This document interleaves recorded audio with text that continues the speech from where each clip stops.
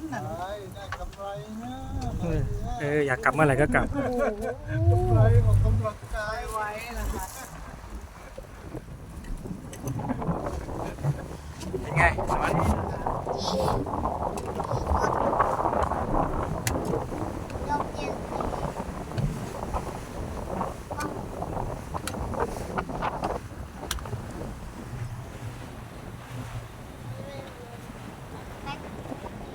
น้ำกระเด็นไปได้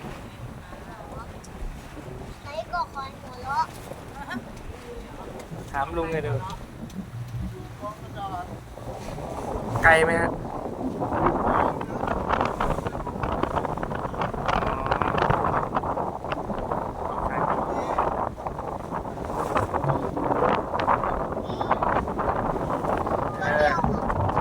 โอ้